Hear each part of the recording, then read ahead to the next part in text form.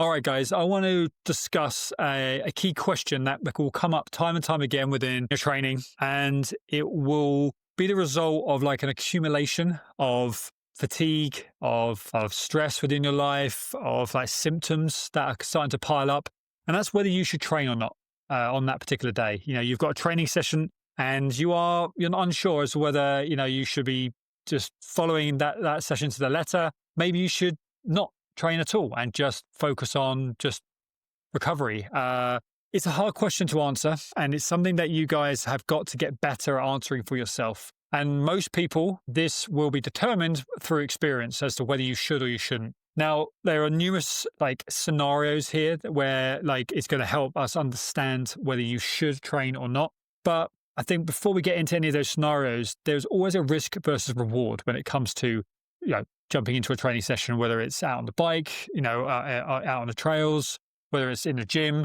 The most important thing for most of us is being able to train on a daily basis, being able to it's a foundation piece to our week, to our mental health, to our physical health. It kind of gives us that positive reinforcement that we're making progress in a busy world where potentially we're getting hammered from left, right, and center. And our training sessions mean a lot to us, and to not train can be a hard thing to say no to. And to a lot of people, that it's to their demise. A lot of people, and I speak to these individuals on a daily basis, where they struggle to say no, and as a result, they can get caught in this vicious loop of kind of inflammation. These niggles have manifested into injuries, setbacks, and they're constantly struggling to kind of find their true potential in their training. So your ability to push on or pull back from a training session, to be able to adjust your training session in that moment, it is skill, and it's something that some people take for granted. Some people find it very easy to just back off and know when they're running thin on the ground kind of thing. They don't have much to offer. Their energy's low. They're a little bit symptomatic. They've got low energy, etc. But there's a lot of us, myself included, guys. I have a routine that I love. It's a framework to my working week. It helps, my training it balances my mental health, the stress of running a business, looking after a lot of people in terms of their training, and being a dad, being a husband. There's lots of, and so the training is a great anchor for that. To suddenly not have that, it can leave me out of sorts. So I get this, and it's not, I'm not going to answer this exactly for you, but in terms of preventing injury, guys, this should be something that we have no interest in having to manage. We just want to be able to train the way we want to train. We want to continuously see progression in our training, and we want to be able to say yes to every opportunity. That's only going to come from you having a better understanding of when to push and when to pull back, when to know when to dial things back within your training. And this is going to, your body will often tell you whether you're in a good place to train. And if you're experiencing symptoms through your sacroiliac, shooting pains, you're aching, you've suddenly got some reoccurring symptoms occurring in your high hamstring area, or through your patellar tendon, in your kneecap, your plantar fascia is feeling a bit more irritated, your Achilles feeling more irritated. Potentially, these are overtraining symptoms. You've overloaded those areas through longer runs at the weekends. You've been commuting more recently.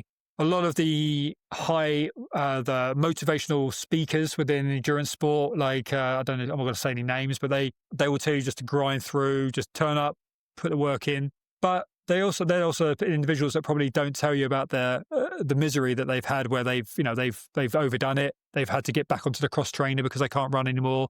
They're having to go and get physical therapy or go and see a physio again because they've irritated a reoccurring issue, or they've flared something else up. You've got to understand this risk versus reward relationship when it comes to our bodies. We are trying to work them. We're trying to ask more of them on a week-to-week basis.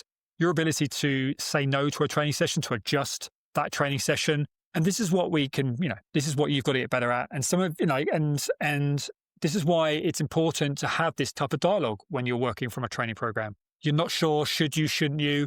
These are questions that come through pretty often, as you can imagine, within the SFE crew. A lot of our clients are, they're on the fence. They're not sure, should they, shouldn't they? They're getting back late from a training session. They've got a massive work week ahead of them. They're building towards a marathon, an ultra marathon event, whatever it is, and they feel like they should be progressing, they should be hitting these numbers this week, but their body's telling them this. This is when we, as a coach, I would intervene as a coach and say, okay, well, what are the variables here? What's your body saying? What is your energy? What's your energy feel like right now? Like, what is your sleep being look like? And if things are all over the place, if things have been really sporadic and the symptoms are kind of, and the stars are aligning and it looks like that the things aren't looking good, it has to come from a place of care where it's like, look, we've got another 8 weeks of build here. We don't need to be derailing ourselves just for this one session.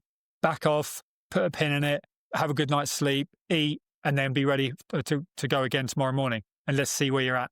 And most of the time, you're good to go again. And it's just this, it is this maturity. It's this level of experience, but it's also, it comes from a place of suffering, like go and get it wrong, like get it wrong enough times and hopefully you learn from it. And you're like, no, I remember when X, I did this before, irritated it. I was so miserable. I was so frustrated. That's the kind of that feedback we need, but you've got to be learning from it. And what obviously as a coach, you don't want someone to have to learn the hard way. And there is just this ability to understand how to adjust that training session. So, when it comes to, if it's a run session, if it's a ride, can you reduce the volume? Can we reduce the interval efforts? If it's more of a speed or interval based session, let's make it more of an easy, steady state session, but also reduce the volume. Sometimes actually, let's reduce the impact. Let's actually take, let's remove the lure of it being a run. And could it just be like a cross training session, cross trainer getting onto the bike instead of a run? Or we strip it right back and we go, no, let's get into the gym and let's actually switch the sessions up in the week. Let's put you into the gym where we can keep things more stable. We can reinforce better mechanics. And it's just, there's more rest in between efforts. You can quantify the intensity that you're putting into your body. So again, you're manipulating the program. You're switching the sessions up. But this is a great way of us manipulating your overall training program, your training load. So don't keep you ticking that box, but we're just kind of we're working with what your body's telling you. If there is significant fatigue, you're if you're honest, you are tired from work. You've got family, your family's asking more of you at the moment. Your kids, your relationship, you're commuting a lot. You've been kind of traveling pillar to post with work. Your ability to adjust that training, to just dial that training back in that week.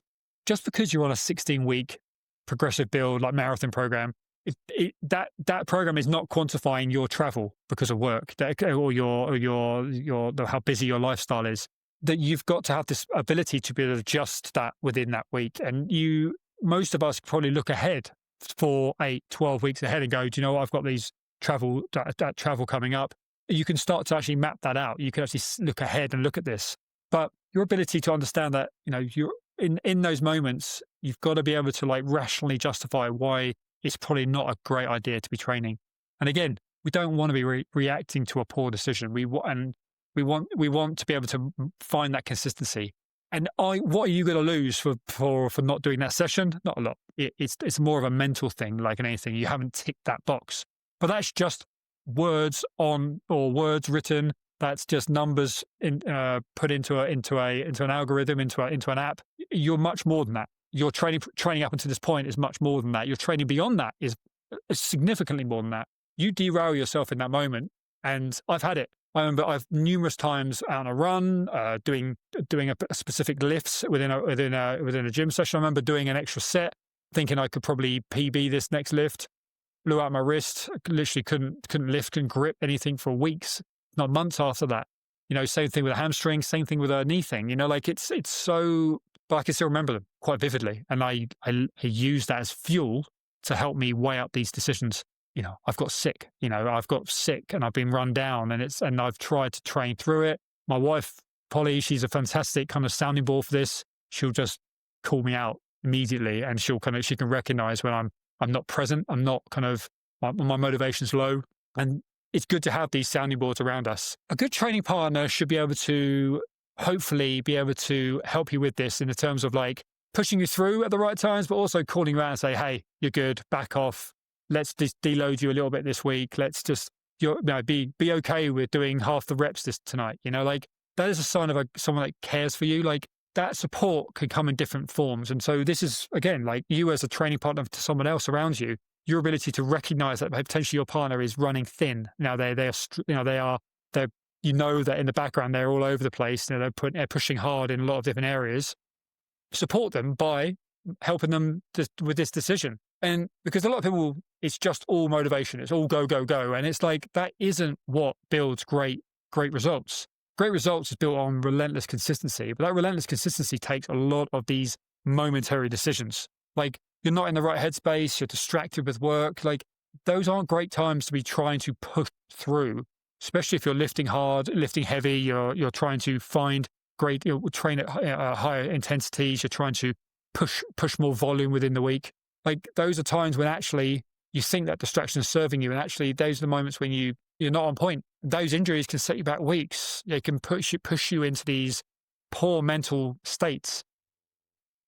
We take great pride at SFE in saying what needs to be said. Like, hey, heads up, we need to work on this, this, and this. Yeah, I know you think you should be here, but what we're thinking about is 4-8 weeks time when you need to be here. Like, we can't afford for you to blow up right now. Like, we need you to show that you can repeat what you did last week. You may feel like you could progress, but right now, with everything that you've got going on, and this is all just hypothetical, but like, you're people who are traveling a lot. Someone right now who is over in, like traveling to Milan, you know who you are, Matt. You're bouncing back and forth over the next couple of weeks, back and forth. Not a great time to be trying to push more watts on the bike, trying to really tap into his off-season training. Actually, it's a time to just consolidate, tick the boxes, kind of get a good vibes from your training session, like use it like we all do to kind of feel good in ourselves on a week-to-week, day-to-day, week-to-week basis. But then as soon as you get back, let's go again. But if you get sick, you get injured, you overtrain, you overcook it, like that can set you back weeks. And that's not what we're looking for. What we want is that relentless consistency, and for us to be living this active lifestyle, which is kind of what most of us thrive on. And so that ability to train in the moment, like should I, shouldn't I, risk versus reward. You've got no interest in getting injured. You've got no interest in getting sick. You've got no interest in having such a poor session that it demotivates you. It kind of derails your motivation. Like what you want is to be turning up and going, do you know what? I feel like I had more. I feel like every time I turn up to a session, I've got more to give. That is an addictive place to be. And that is all doable if you're managing your energy availability. Your body is on point in terms of like, on a musculoskeletal level, your body is firing. It's ready to rock and roll. Your nutrition, your sleep, all that hydration's all on point. Your stress is in a pretty good place. You can manage those by just having this type of thought as you move into a training session, and that will come at different times, week to week, month to month, like phase to phase within the training program. But the better you get at these conversations with yourself, when to push on, when to pull back, bringing in these alternative sessions, moving a session around within the week, that is how you find this relentless consistency. This is how you move past injury. This is how you find these relentless, consistent results. This is what I know all of you are looking for. So, guys, you're not alone with these sort of thoughts. It's not always easy to make these right decisions, but they're there for the taking. Have a good week.